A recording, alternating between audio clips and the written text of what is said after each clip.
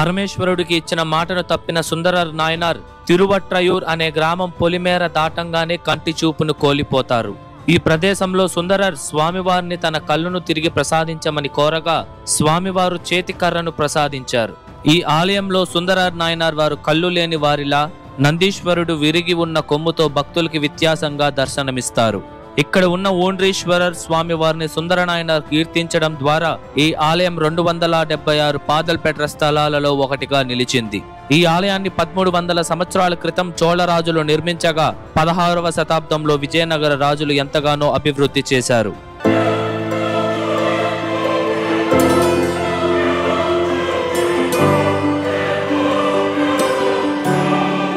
Hi hello నమస్తే, welcome to our channel ఆలయ యాత్ర. ఈరోజు మనం స్వయంభుగా వెలిసిన ఒక శక్తివంతమైన శివలింగం ఉన్న ఒక అద్భుతమైన ఆలయాన్ని అయితే దర్శించబోతున్నాం అన్నమాట. ఈ ఆలయంలోని ప్రత్యేకత ఏమిటంటే 1300 సంవత్సరాల క్రితం ఒక గ్రామంలో నిర్మించి 60 సంవత్సరాల క్రితం ఆ గ్రామం నుండి మరొక గ్రామానికి ఈ ఆలయం మొత్తాన్ని మార్చేశారండి. ఈ ఆలయంలో ఉన్న స్తంభాలు, నంది విగ్రహం, ప్రధాన దేవీ దేవతల విగ్రహాలతో సహా ఆలయం మొత్తాన్ని వేరే గ్రామానికి అయితే మార్చేశారు. ఇది ఎందుకు మార్చారనేది మనం వీడియోలో అయితే తెలుసుకుందాము.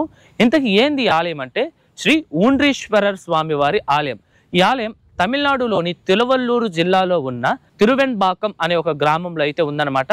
ఈ ఆలయానికి మనకి అన్ని రకాల బస్ సౌకర్యాలు అయితే ఉన్నాయి. ఈ ఆలయం తాలూకా లొకేషన్ కూడా నేను మీకు డిస్క్రిప్షన్లో ఇచ్చుంటాను, చెక్ చేయండి. వీడియోని లైక్ చేసి స్టార్ట్ చేయండి. మన ఛానల్ని ఏమన్నా సబ్స్క్రైబ్ చేసుకోకుండా ఉంటే సబ్స్క్రైబ్ చేసుకోండి. రండి ఇప్పుడు మనం ఆలయం వద్దకైతే వెళ్దాం.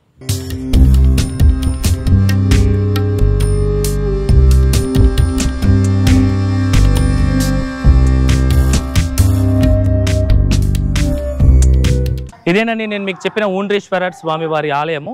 ఈ ఆలయం ప్రతిరోజు ఉదయము 6 గంటల నుండి మధ్యాహ్నం 12 గంటల వరకు, తిరిగి సాయంత్రం 4 గంటల నుండి రాత్రి 8 గంటల వరకు భక్తులకి అందుబాటులో ఉంటుంది. ఇప్పుడు రండి ఈ ఆలయం లోపలికి వెళ్ళి ఈ ఆలయం యొక్క పూర్తి స్థల పురాణం అయితే తెలుసుకుందాం. పూర్వం 8వ శతాబ్దంలో సుందరర్ అనే గొప్ప శివభక్తుడు నివసించేవారు. ఈయన 63 మంది శైవ నాయనార్లలో మొట్టమొదటి వారన్నమాట. ఈ సుందర నాయనార్ వారు తిరువారూరులో పరువై నాచియార్ అనే ఆమెను వివాహం చేసుకున్నారు. వీరిద్దరు వివాహం చేసుకున్న కొన్ని సంవత్సరాల తరువాత తన భార్య అయిన పరువై నాచియార్ వారి అనుమతి తీసుకొని సుందర నాయనార్ వారు దేశ సంచారానికి బయలుదేరారు. అలా ఆయన దేశ సంచారం చేస్తూ చెన్నైకి సమీపంలో ఉన్న తిరువట్రయూర్ అనే గ్రామానికి చేరుకున్నారు. ఆ సమయంలో ఇక్కడే నివసిస్తున్న గొప్ప శివ భక్తురాలైన సంగిలి నాచియార్ వారిని చూసి ప్రేమలో పడతారు. తర్వాత వీరిద్దరూ వివాహం చేసుకోవాలని నిర్ణయించుకున్న తరువాత సంగిలి నాచియార్ వారు తనను వదిలి తిరిగి మళ్లీ పరువై నాచియార్ వద్దకు వెళ్లకూడదని సుందరర్ వారితో చెప్పగా, అప్పుడు సుందరర్ వారు తిరువట్రయూర్లో ఉన్న శివాలయంలో స్వామివారిని ప్రార్థించగా పరమేశ్వరుడు ప్రత్యక్షమవుతారు. అప్పుడు సుందరర్ వారు పరమేశ్వరుని సాక్షిగా తను మళ్లీ ఎప్పుడు తిరువారూరుకు వెళ్ళనని మాటిస్తారు. ఇక సరే అని అంగీకరించిన సంగిలి నాచియార్ వారు సుందరర్ వారిని పరమేశ్వరుడి ముందే వివాహం చేసుకున్నారు. కానీ సుందరర్ నాయనార్ వారు వివాహం చేసుకున్న కొన్ని సంవత్సరాల తరువాత తన ఇచ్చిన మాటను తప్పి తిరువారూరులో ఉన్న తన మొదటి భార్య అయిన పరువై నాచియార్ వద్దకు బయలుదేరుతారు. అప్పుడు తను ఇచ్చిన మాట తప్పడం ద్వారా ఆయన తిరువట్రయూర్ అనే గ్రామం పొలిమేర దాటంగానే తన చూపుని కోల్పోతారు. అలా కంటి చూపు లేని సుందరర్ వారు ఎలాగో ఒకలాగా తిరువారూర్ వెళ్లే దారిలో ఉన్న ఈ తిరువెంబాకం అనే ఈ గ్రామంలో ఉన్న ఆలయానికైతే చేరుకుంటారు. అప్పుడు సుందరర్ నాయనార్ ఈ ఆలయం లోపలికి వచ్చి ఏమీ కనబడకపోవడంతో స్వామివారిని నువ్వు ఈ ఆలయంలో అసలు ఉన్నావా అని అడగగా స్వామివారు ఉన్నాను, నువ్వు లోపలికి రా అని సమాధానమిస్తారు. అప్పుడు సుందరర్ నేను తిరువారూరుకి వెళ్ళాలి, నాకు కంటి చూపును ప్రసాదించు అని అడగగా స్వామివారు సుందరర్ వారి విన్నపాన్ని నిరాకరిస్తారు. మరియు నువ్వు చేసే తప్పుకి నువ్వు కొంతకాలం కంటి చూపు లేకుండానే నివసించమని ఆదేశిస్తారు. అంతేకాకుండా స్వామివారు కంటి చూపుకి బదులుగా సుందరర్ నాయనార్ వారు భద్రంగా నడవడం కోసం చేతి కర్రను ప్రసాదిస్తారు. అప్పుడు సుందరర్ వారు స్వామివారితో నేను నీకు కంటి చూపును ఇవ్వమంటే నువ్వు నాకు చేతి కర్రను ఇస్తావా అని కోపంతో ఆ కర్రను స్వామివారి మీద విసిరేయగా అది పరమేశ్వరుడికి ఎక్కడ తగులుతుందేమో అని నందీశ్వరుడు అడ్డుగా వస్తారు. అప్పుడు సుందరర్ వారు విసిరిన వేగానికి నందీశ్వరుడి యొక్క కుడి కొమ్ము విరిగిపోతుంది. దానికి ఆధారంగానే నేటికి కూడా ఈ ఆలయంలో స్వామివారి ఎదురుగా ఉన్న నందికి కుడి కొమ్ము విరిగిపోయి ఉంటుందన్నమాట. మీరు కూడా చూడవచ్చు. అలాగే ఆ నందీశ్వరుడి విగ్రహం పక్కనే సుందరార్ నాయనార్ వారు కూడా కంటి చూపు లేకుండా చేతిలో కర్రను పట్టుకొని నిలబడుకొని ఉన్న భంగిమలో మనకి దర్శనమిస్తారు. ఇక అప్పటికే రాత్రైపోతుంది. చేసేదేమీ లేక సుందరార్ వారు ఇక్కడి నుండి కాంచీపురానికి బయలుదేరగా అమ్మవారు సుందరార్ వారిని చూసి చింతిస్తారు. పాపం నడవడానికి కూడా చాలా కష్టపడుతున్నాడు అని చెప్పి సుందరార్ వారికి సహాయం చేద్దామని అనుకొని ఒక అడుగు ముందరకేసి బయలుదేరుతూ ఉండంగా పరమేశ్వరుడు వెళ్ళొద్దు, తను చేసిన కర్మను అనుభవించాల్సిందే అని చెప్పగా అమ్మవారు వెళ్లకుండా ఆగిపోతారు. దీనికి ఆధారంగానే ఈ ఆలయంలో అమ్మవారిని చూసినట్లయితే అమ్మవారు ఒక అడుగు ముందరకేసినట్టు మనకి దర్శనమిస్తారనమాట. అప్పుడు అమ్మవారు సుందరార్ వారితో మనం చేసిన మంచి మరియు చెడు పనులకు అనుగుణంగానే జీవితం సాగుతుందని చెప్పి ఇప్పుడు నీకు చూపు కోల్పోయిన స్వామివారు దయతో త్వరలో మళ్ళీ నీకు కంటి చూపు వస్తుందని సుందరార్ వారికి అమ్మవారు అభయం ఇచ్చి ధైర్యం ఇస్తారు. అంతేకాదు సుందరార్ వారు ఇక్కడి నుండి కాంచీపురం చేరుకోవడానికి అమ్మవారు మెరుపులా కనిపించగా ఆ చిన్నపాటి వెలుగుతో సుందరార్ వారు కాంచీపురం చేరుకుంటారు.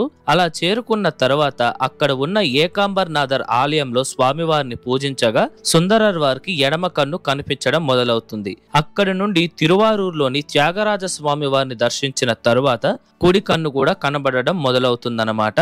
ఈ ఆలయ చరిత్ర ద్వారా మనం తెలుసుకోవాల్సిన విషయాలు రెండు ఉన్నాయి. అందులో మొదటిది, పరమేశ్వరుడు తన గొప్ప భక్తుడు మరియు స్నేహితుడైన సుందరార్ నాయనార్ వారినైనా సరే తప్పు చేస్తే అతను శిక్షించి ఆ కర్మను తొలగించి స్వామివారే మళ్ళీ ఆయనకు ముక్తిని ప్రసాదించారు. ఈ సంఘటన ద్వారా స్వామివారికి ఎటువంటి భేదాలు లేవని మనం అర్థం చేసుకోవాలి.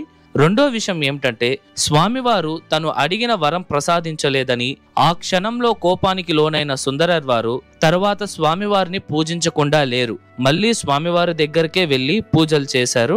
దీన్ని బట్టి ఏమర్థమైంది, మనం దేవుణ్ణి కోరుకునే కోరిక నెరవేరకపోతే స్వామివారు మనకి డబ్బుని ఆనందాన్ని ఇవ్వలేదు, డబ్బున్న వారికే ఇంకా డబ్బునిస్తారు కానీ మన లాంటి పేదవారికి ఇవ్వరెందుకు అని దేవుడి మీద కోపం తెచ్చుకొని గుళ్ళు గోపురాలు వెళ్లకుండా పూజలు చేయకుండా ఉంటే అది మన మూర్ఖత్వం. మనం తీర్చవలసిన కర్మలు తొలగితే అన్ని మంచే జరుగుతుంది.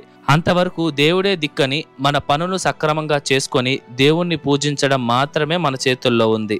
ఇప్పుడు మనం ఈ ఆలయంలోని అమ్మవారిని దర్శించుకుందాము. ఇక్కడ అమ్మవారు మెరుపులను మెరిపించారు కనుక అమ్మవారిని మిన్నోలి అమ్మన్ అని పిలుస్తారు. మిన్నోలి అంటే తమిళ్లో మెరుపులు అని అర్థం. అలాగే ఇక్కడ అమ్మవారు సుందరార్ వారికి తన మాటలతో అభయాన్నిచ్చి ధైర్యాన్ని ప్రసాదించారు కనుక అమ్మవారిని కనవై మోలి నాయకి అని కూడా పిలుస్తారు. ఈ పేరుకి అర్థం వచ్చి భరోసా లేదా అభయం ఇచ్చిన దేవత అని అర్థం వస్తుంది. ఈ ఆలయంలో అమ్మవారు 4 చేతులతో ఒక కాళ్ళు ముందరికి పెట్టి నిలబడుకొని ఉన్న భంగిమలో భక్తులకైతే దర్శనమిస్తారు. ఇప్పుడు మనం స్వామి వారిని దర్శించుకుందాం. ఈ ఆలయంలో మహాశివుడు స్వయంభుగా లింగం రూపంలో వెలిశారు. స్వామివారిని ఊండ్రీశ్వరర్ అని పిలుస్తారు. పరమేశ్వరుడు సుందరార్ వారికి చేతి కర్రను ఇచ్చారు కనుక స్వామివారిని ఊండ్రీశ్వరర్ అని పిలుస్తారు. తమిళంలో ఊండ్రుక్కోల్ అంటే చేతి కర్ర అని అర్థం. ఈ ఆలయంలో ప్రతి శివరాత్రి, మాస శివరాత్రి, ప్రదోషం, పౌర్ణమి, అమావాస్య, కిర్తిక రోజుల్లో పూజలను ఘనంగా నిర్వహిస్తారు.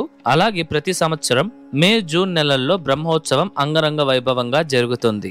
ఈ ఆలయంలో ఊండ్రీశ్వరర్ స్వామి మీద ఆ క్షణం తనకు వచ్చిన కోపాన్ని సుందరర్ వారు కీర్తన రూపంలో చెప్పారు మరియు అమ్మవారిపై తనకు ఉన్న భక్తిని కూడా చెప్పారు. దాని ద్వారా ఈ ఆలయం పరమేశ్వరుడి గొప్ప భక్తులైన శైవ నాయనార్లు చే ప్రతిపాదించి వాళ్ళ తెవ్వారంలో లిఖించిన 276 పాదల్పెట్ర స్థలాలలో ఈ ఆలయం కూడా ఒకటి. ఇది వరకు మన ఛానల్లో దాదాపు 15 పాదల్పెట్ర స్థలాలను అయితే దర్శించాము. ఆ వీడియోస్ ఎవరైనా చూడకపోయింటే మన ఛానల్ ప్లేలిస్ట్ లో ఉంది, చెక్ చేయండి.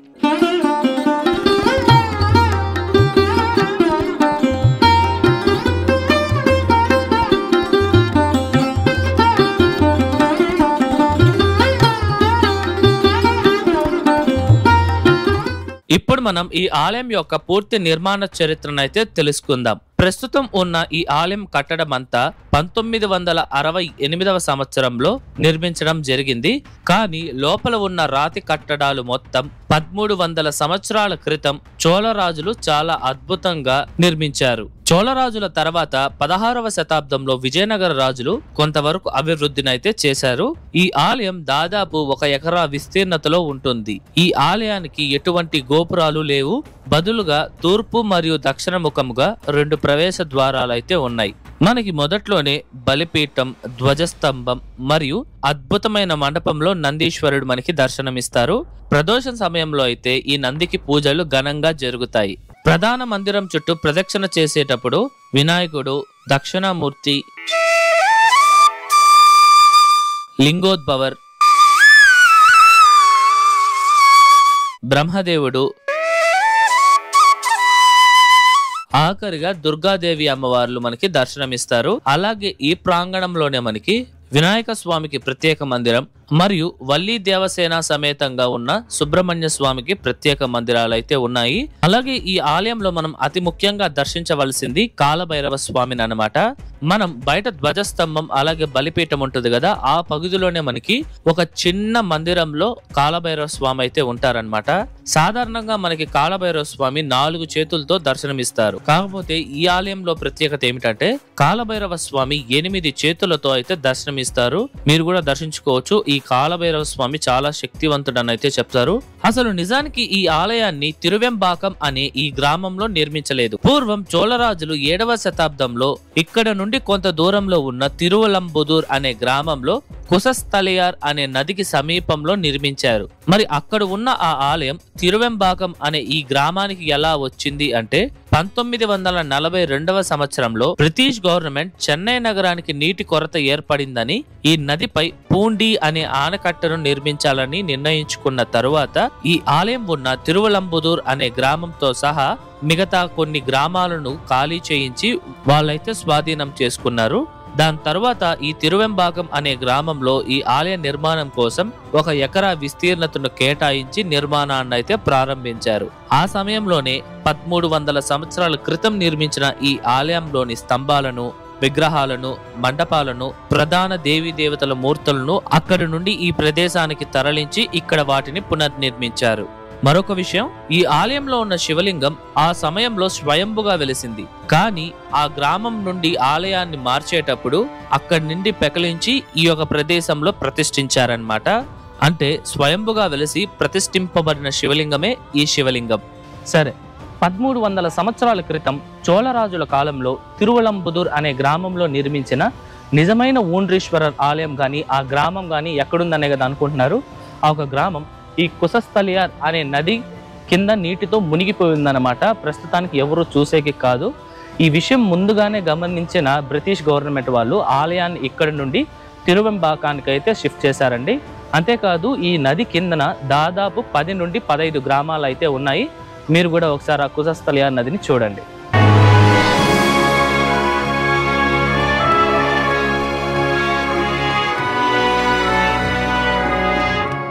ఇదండి ఇవాళ వీడియో ఎలా ఉంది, నచ్చిందా?